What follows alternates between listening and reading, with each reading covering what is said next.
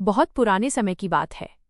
भारतवर्ष के मध्य भाग में सूर्यगढ़ नाम का एक विशाल और समृद्ध राज्य था।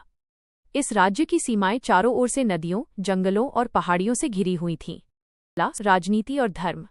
राजा का दरबार बहुत भव्य था। संगमरमर के खंभे, सोने जड़े सिंहासन, रेशमी पर्दे और मंत्रियों की कतारें, सब कुछ वैभवशाली था। लेकिन इस चमक दमक के पीछे एक सच्चाई छिपी हुई थी। राजा अपने राज्य की असल जमीन की सच्चाई से दूर होता जा रहा था।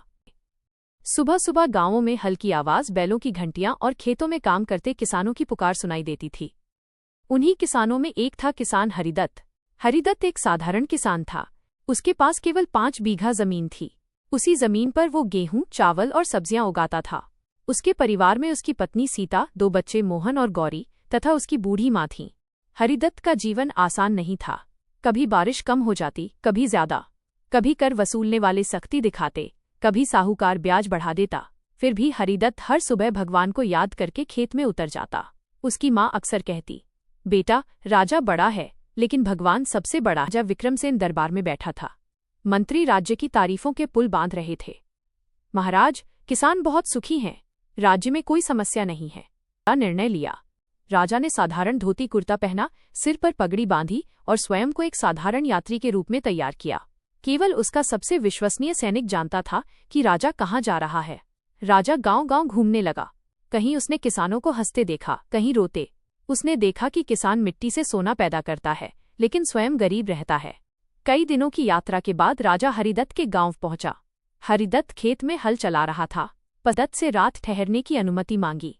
हरिदत्त बोला, मेरा घर छोटा है लेकिन दिल बड़ा है। मिट्टी का घर, जलता हुआ दिया, चूल्हे पर सादी रोटी, लेकिन प्रेम और सम्मान से भरा हुआ वातावरण। राजा ने पहली बार महसूस किया कि सुख सुविधाओं में नहीं, संबंधों में होता है।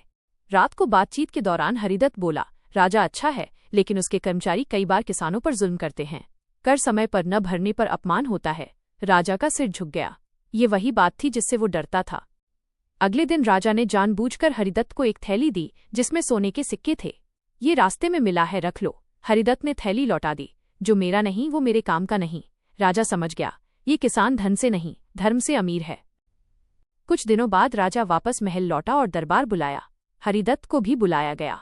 जब हरिदत्त ने राजा को पहचाना तो उसकी आंखों से आंसू निकल आए। राजा बोला, आज से तुम केवल किसान नहीं, मेरे गुरु हो। राजा ने बड़े निर्णय लिए। बाढ़ में सहायता, गांवों में कुएं और नहरें।